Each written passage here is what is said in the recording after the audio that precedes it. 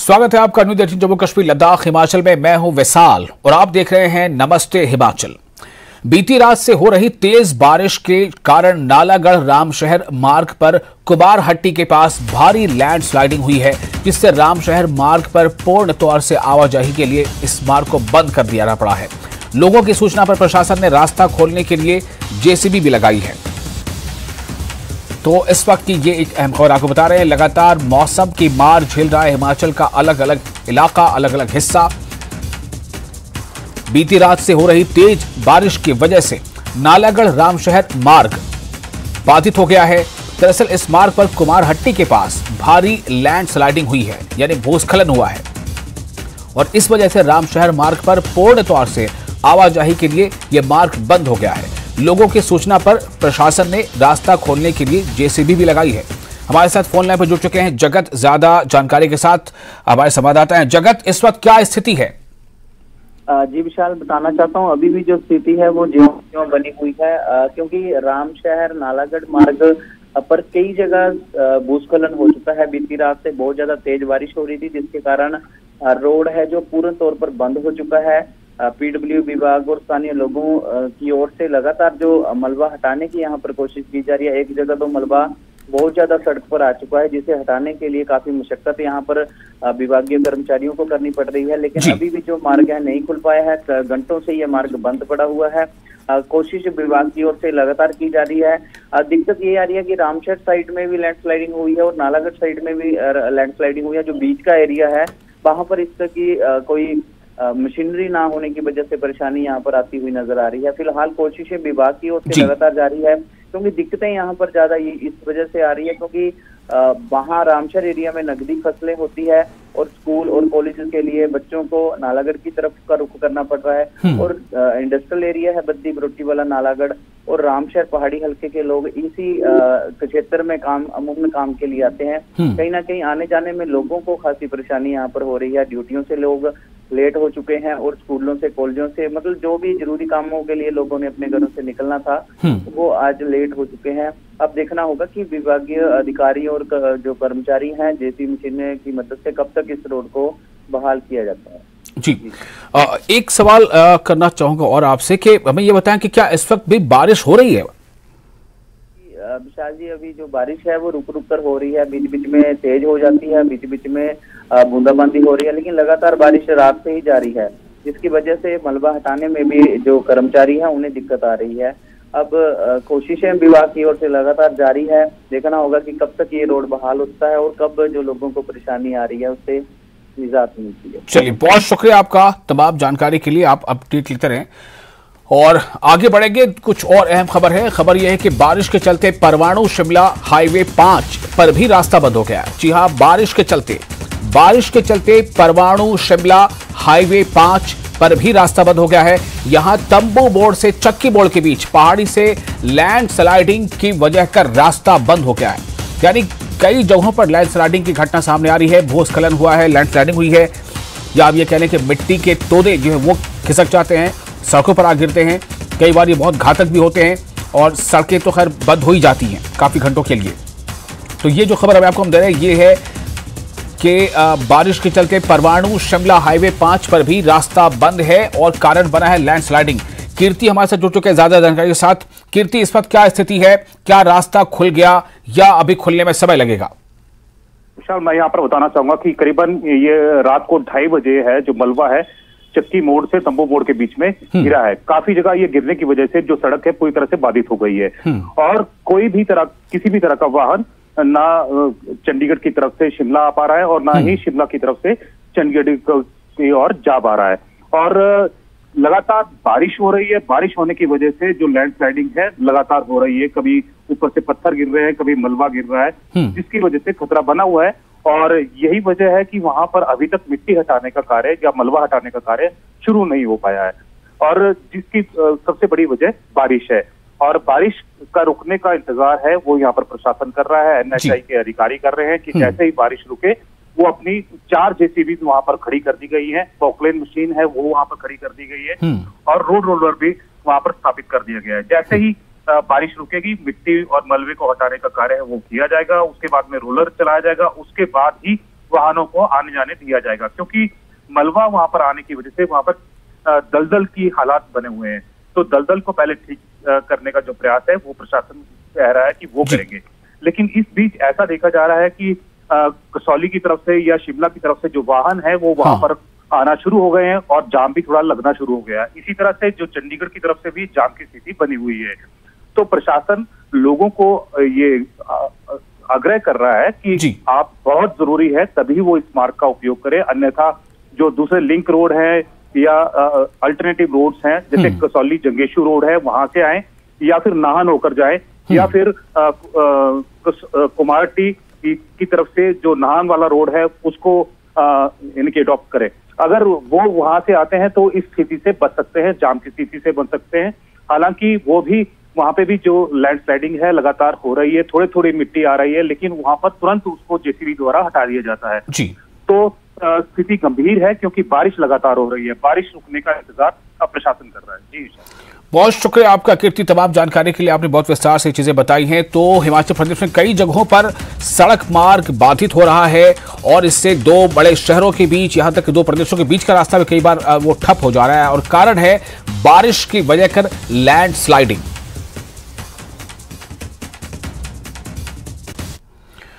और मौसम पर बड़ी खबर आपको देने जा रहे हैं। खबर यह कि हिमाचल में भारी बारिश का येलो अलर्ट जारी किया गया है और हिमाचल के कई हिस्सों में भारी बारिश का अनुमान जताया गया है और यह अनुमान मौसम विभाग ने जताया है। मौसम विभाग का कहना है कि कई हिस्सों में भारी बारिश हो सकती है हिमाचल प्रदेश में। मौसम विभाग ने कहा है कि 14 अगस्त तक भारी बारिश का जो है अनुमान है और इसको लेकर अलर्ट जारी किया गया है। शिमला में बारिश का दौर रात से ही जारी है। शिमला के साथ साथ कई और इलाके ऐसे हैं जहां पर रुक रुक कर या फिर लगातार रात से ही बारिश हो रही है।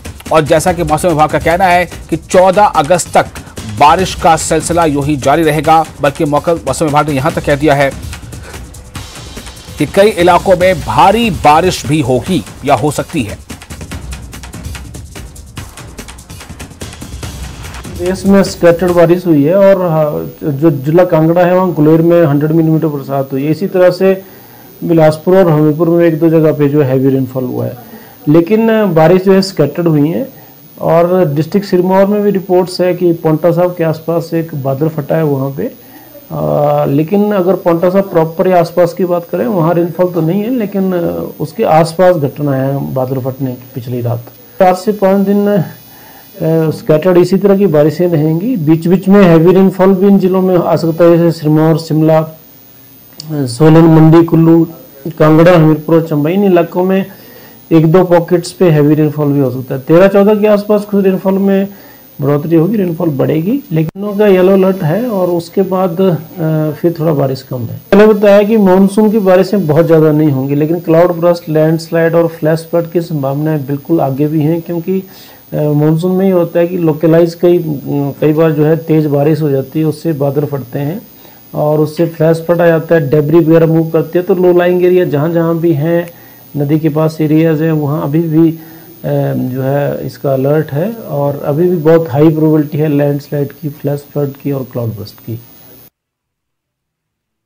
हमारे साथ जुड़ चुके ज्यादा जानकारी के साथ राजेंद्र, मौसम विभाग के जो अनुमान है वो तो काफी डराने वाले हैं और अभी से ही खबरें मिल रही है कि कई जगहों पर कहीं रामशहर मार्ग बंद है तो कहीं पर कोई दूसरा मार्ग बंद है और कारण बन रहा है लैंडस्लाइडिंग, और लैंडस्लाइडिंग हो रही है बारिश को लेकर। तो आप हमें ये बताएं कि जो ताजा जो अलर्ट है मौसम विभाग की तरफ से वो क्या है और तैयारियां किस तरह की है? बिल्कुल वैशाल, ताज़ा अलर्ट की हम बात करेंगे तो अगले करीब 4 घंटे तक हिमाचल प्रदेश के बिलासपुर, हमीरपुर, कांगड़ा, कुल्लू, मंडी, शिमला, सिरमौर, सोलन, चंबा, ऊना, इन ज़िलों में बारिश होने की पूरी संभावना, अलर्ट, येलो अलर्ट इन तमाम ज़िलों में है। इसके अलावा मंडी, कांगड़ा, शिमला, सिरमौर, इनके कुछ एक स्थानों पर भारी बारिश हो सकती है। तो आगे आने वाले 3 से 4 घंटे हिमाचल प्रदेश के लगभग सभी ज़िलों में बारिश होने वाली है। ये संभावना, ये आशंका मौसम विज्ञान केंद्र की तरफ से व्यक्त की गई है। इसके अलावा आगे हम कह सकते हैं कि करीब 14 तारीख तक, 14 से 15 तारीख तक हिमाचल हिमाचल प्रदेश में बारिशें होती रहेगी। बारिशें चाहे कम हो, लेकिन जिस प्रकार से हवा का दबाव बन रहा है, हिमाचल प्रदेश में बादल फटने की घटनाएं आ रही हैं, लगातार घटनाएं हो रही हैं। शायद ही पहले किसी वर्ष मानसून के सीज़न में इतनी सारी बादल फटने की घटनाएं हुई हों। 40 से अधिक बादल फटने की घटनाएं हिमाचल प्रदेश में अभी तक हो चुकी हैं। तो इस प्रकार की आशंका मौसम विज्ञान केंद्र की तरफ से व्यक्त की गई है कि भारी बारिश कुछ एक पॉकेट्स में हो सकती है। तो अलर्ट रहना होगा हिमाचल प्रदेश में तमाम लोगों को। इसके अलावा सड़कों की हालत अभी काफ़ी ख़राब है। 150 से अधिक 160 से अधिक सड़कें पूरे प्रदेश में बंद हैं। नेशनल हाईवे बार बार बाधित हो रहे हैं, चाहे वो मंडी से मनाली वाला नेशनल हाईवे हो, चंडीगढ़ से शिमला वाला नेशनल हाईवे हो, या फिर सिरमौर वाला 707 नेशनल हाईवे हो। बंद हो रहे हैं, खुल रहे हैं, प्रशासन की मशीनरी लगी है, लेकिन क्योंकि बारिश लगातार लगी हुई है तो ऐसे में नेशनल हाईवेज़ को और अन्य सड़कें जो बंद हैं उनको खोलने में भी दिक्कत आ रही है। 30 से अधिक विद्युत ट्रांसफार्मर हिमाचल प्रदेश में ठप हैं। इसके अलावा 25 से अधिक वाटर पंपिंग परियोजनाएं भी ठप हैं। आज रात को बारिश हुई है तो इनकी संख्या और अधिक बढ़ने की आशंका व्यक्त की जा रही है। और प्रदेश में जो दिक्कतों का दौर है अभी लगातार जारी है। अब लगातार मुख्यमंत्री भी विजिट कर रहे हैं। पिछले कल ही रामपुर जाकर आए हैं मुख्यमंत्री, और गवर्नर भी विजिट कर रहे हैं, वो भी कुछ एक स्थानों पर गए। तो राज्यपाल की तरफ से भी आदेश प्रशासनिक अधिकारियों को दिए गए हैं कि प्रायोरिटी दी जाए जो सेब के ट्रकों के लिए रास्ता जल्द से जल्द खोला जाए। अगर कोई नॉर्मल विजिट के लिए जा रहा है उनकी गाड़ियां रोकी जा सकती है, लेकिन सेब के ट्रक ना रोके जाएं, क्योंकि अब लगभग पूरी साल डिपेंडेंसी फिर बागवानों की रहती है। रोजी रोटी के लिए संघर्ष करना पड़ता है अगर सेब ट्रकों में सड़ जाता है, क्योंकि बहुत इंपॉर्टेंस रहती है। अब घंटों के हिसाब से जब सेब एक बार टूट जाता है, पैकेजिंग हो जाती है, तो फिर उसके बाद मंडियों में पहुंचने में घंटों के हिसाब से रेट में फ़र्क पड़ जाता है, बहुत डिपेंडेंसी रहती है। तो ऐसे में कोशिश प्रदेश सरकार की तरफ से भी है, जिस प्रकार हमने देखा लगातार प्रशासनिक अधिकारियों को निर्देश दिए जा रहे हैं। मुख्यमंत्री स्पॉट पर जाकर सड़कें खोलने के आदेश दे रहे हैं और पर्टिकुलर रोड के लिए भी लगातार पैसे आवंटित कर रहे हैं स्पॉट पर जाकर। और वही राज्यपाल ने भी पिछले कल विजिट किया, उन्होंने भी आदेश दिए। तो प्रदेश में फिलहाल बारिश का दौर थमने का नाम नहीं ले रहा है। हालांकि जिस प्रकार से भारी बारिश प्रदेश में पिछले दिनों हुई उस प्रकार से बारिश होने की आशंका नहीं है, लेकिन कुछ एक पॉकेट्स में जैसे कि अलर्ट किया गया है, बादल फटने की घटनाएं हो सकती हैं या फिर हैवी से हैवी रेनफॉल कुछ एक पॉकेट्स में हो सकता है। लेकिन अगर स्कैटर्ड हिमाचल प्रदेश की बात करें, पूरे प्रदेश की बात करें, तो अधिकांश जिलों में बारिश 14 तारीख तक रहने वाली है। कंटिन्यूअस बारिश रहने वाली है, जैसा सिलसिला हम पिछली रात से देख रहे हैं राजधानी शिमला में और इसके आसपास के क्षेत्रों में। इसके अलावा लोअर हिमाचल की बात करें तो कांगड़ा, बिलासपुर, मंडी, तमाम पूरे प्रदेश में रात से ही बारिश लगातार जारी है और इसी प्रकार की बारिश की आशंका व्यक्त की गई है। लेकिन ये जो बादल फटने की घटनाएं हो रही हैं, इनसे भारी नुकसान हो रहा है सिरमौर में, जिस प्रकार से लोग लापता हैं। और हिमाचल प्रदेश में 230 से अधिक लोगों की मौत हो चुकी है और अभी भी 30 से अधिक लोग गायब बताए जा रहे हैं, लापता बताए जा रहे हैं।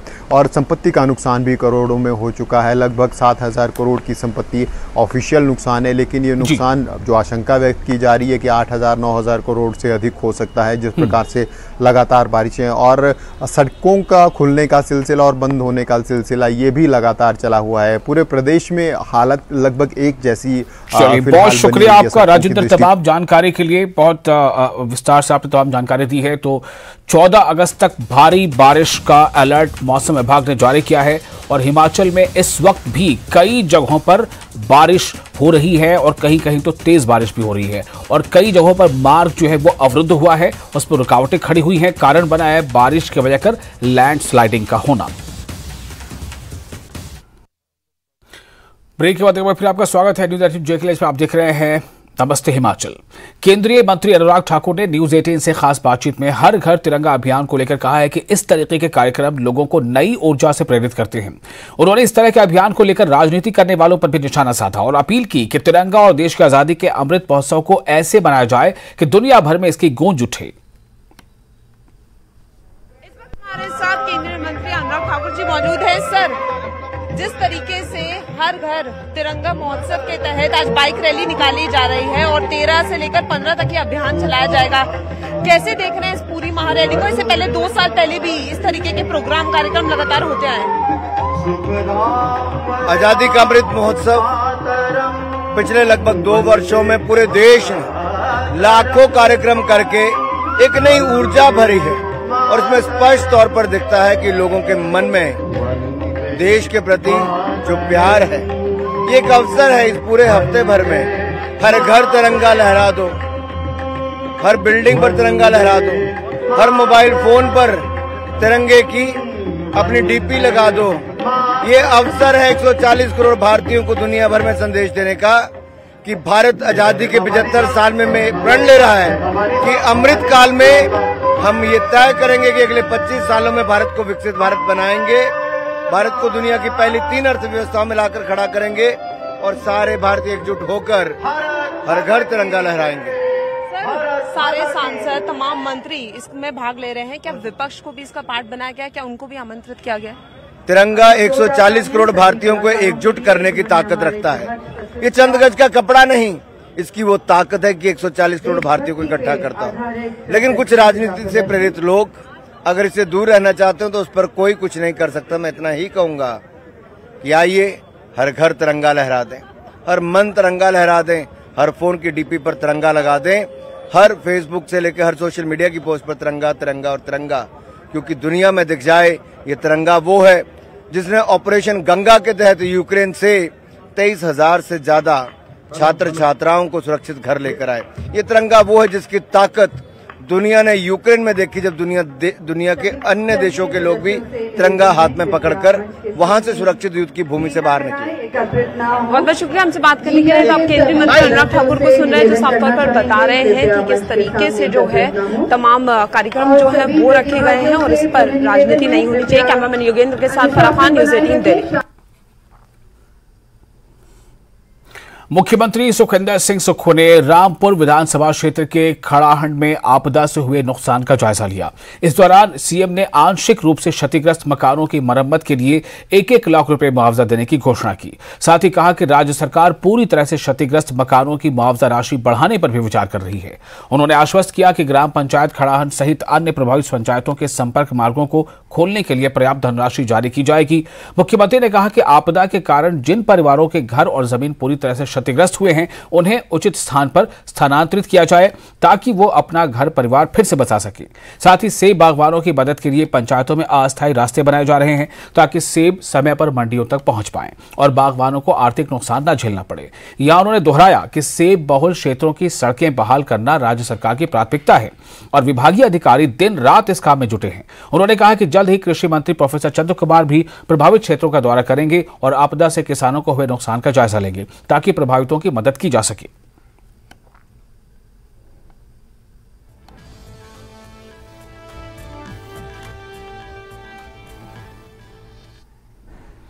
कांग्रेस विधायक सुधीर शर्मा और राजेंद्र राणा की पोस्ट पर मची बवाल के मामले पर कृषि मंत्री चंद्र कुमार ने अपनी ही पार्टी के विधायक सुधीर शर्मा को घेरा और कहा कि जब वो पैदा भी नहीं हुए थे तब से मैं राजनीति में हूं, उनके बाप दादा के साथ मैंने काम किया है। साथ ही चंद्र कुमार ने कहा कि वक्त बहुत बलवान होता है, किसने सोचा था कि सुखविंदर सिंह सुक्खू मुख्यमंत्री बनेंगे।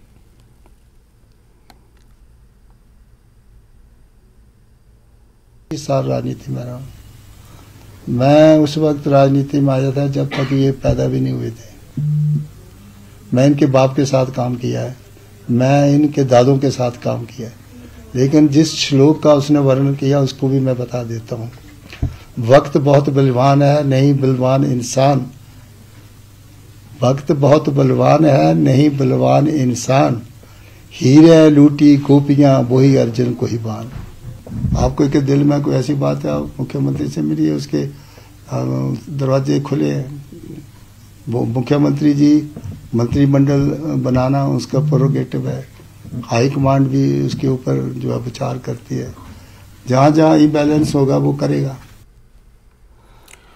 और वहीं कैबिनेट मंत्री चंद्र कुमार के बेटे नीरज भारती ने अपने ही पिता पर इसे लेकर तंज कसा है। उन्होंने अपने फेसबुक पेज पर न्यूज़ 18 की वीडियो शेयर कर लिखा है कि अपनी ही पार्टी के विधायकों पर तंज कसने की बजाय मंत्री जी कांगड़ा पर ध्यान दें। आप कांगड़ा के एकमात्र मंत्री हैं। 8 महीने पहले जहां थे आज भी वहीं बैठे हुए हैं, कोई कहीं नहीं बदला। आज ये कर्मचारी अधिकारी कांग्रेसी कार्यकर्ताओं की भी नहीं सुन रहे। दरअसल मौजूदा सरकार के कार्यकाल से नीरज भारती आहत नजर आ रहे हैं। वो इससे पहले मुख्यमंत्री के फतेहपुर दौरे पर भी टिप्पणी कर चुके हैं।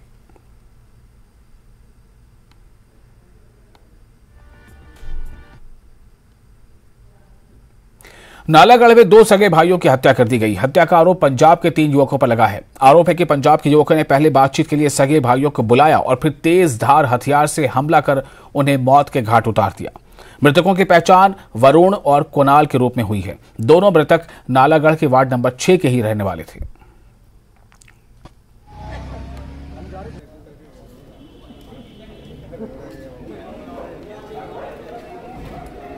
बजे एक हमारे पत्रकार बंधु उन्होंने मैसेज किया मेरे पर्सनल फ़ोन पे और एक पुलिस स्टेशन में सेम टाइम पे ये बताया कि हमारा जो रामशहर रोड है उसके नज़दीक जो तारादेवी मंदिर के लिए रास्ता जाता है और साथ में ही वहाँ पे मस्जिद है, उस मोड़ पे ही एकांत में 2 आदमी घिरे पड़े हैं और काफ़ी लोग इकट्ठे हुए हैं जिनसे पेट से खून निकल रहा है। तो कृपया आप आके जल्दी से देख लें। उसी समय पुलिस तकरीबन 5 और 7 मिनट के अंदर यहाँ से तकरीबन 2 किलोमीटर पे और पुलिस 5-7 मिनट में वहाँ पे पहुँच गई। हमने उन लोगों को जिनको हम जानते नहीं थे हॉस्पिटल लाए तो वहाँ पे एक ब्रॉड डेड हुआ और दूसरे थोड़ी देर बाद क्लियर कर दिया। और ये जो हुआ है रंजिश, जो अभी तक की तफ्तीश में पता चला है कि आपसी लेन देन का है, पैसे का मामला था। जो उसके मामा ने बयान में भी बताया है कि वो सुबह से उसको धमका रहे थे दोनों भाइयों को कि तुम पंजाब आ जाओ, हिसाब किताब कर लेंगे। लेकिन वो पंजाब नहीं गए तो वो नालागढ़ ही आ गए और उन्होंने इस बात को अंजाम दिया। जल्दी उनको पकड़ेंगे और सलाखों के पीछे धकेल देंगे। तबाही के बीच हिमाचल में अब स्क्रब टाइफस का कहर भी शुरू हो चुका है। एक छोटे से कीट के काटने से होने वाली ये बीमारी लोगों को अंदर से तोड़ देती है। सरकार का कहना है कि मामला अभी और बढ़ेगा, यानी कि बहुत सारे ऐसे केसेस आएंगे। लेकिन सरकार यह भी कहती है कि इससे निपटने के लिए स्वास्थ्य विभाग पूरी तरह तैयार है।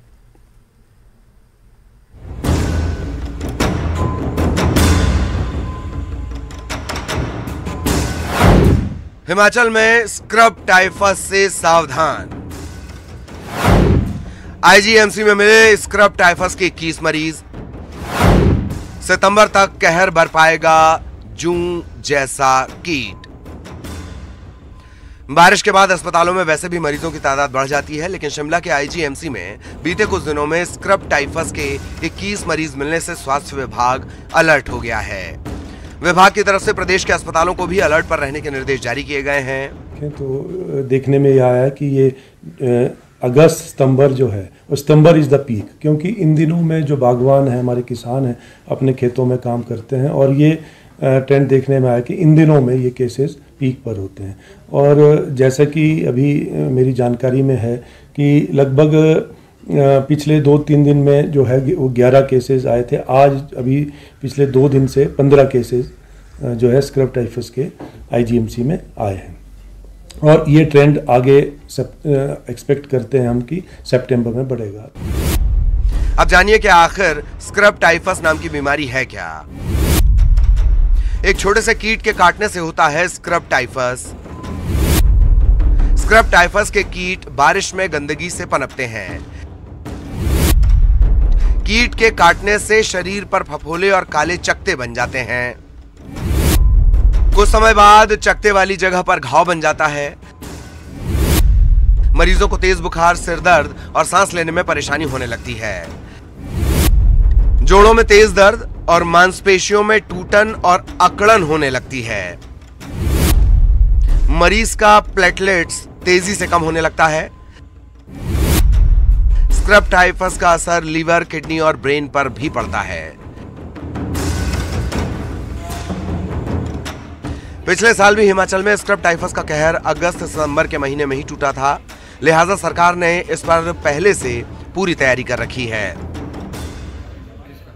मेरा यही कहना है कि पैनिक होने की कोई ज़रूरत नहीं है और इसमें पूरी हर तरह की जो वैक्सीन जो उपलब्ध है और डॉक्टर्स उपलब्ध हैं और उसके लिए कोई लोगों को पैनिक होने की ज़रूरत नहीं है। एहतियात बरतें और इससे जो है पैनिक ना करें।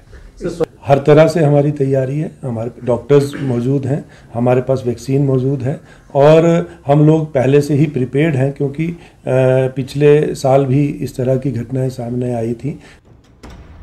आप गंदी जगहों, पेड़ पौधों, झाड़ियों और मवेशियों से दूर रहकर इस कीट से बच सकते हैं। फुल स्लीव्स के कपड़े पहनकर भी एहतियात बरत सकते हैं। राजेंद्र शर्मा, न्यूज़ 18 शिमला।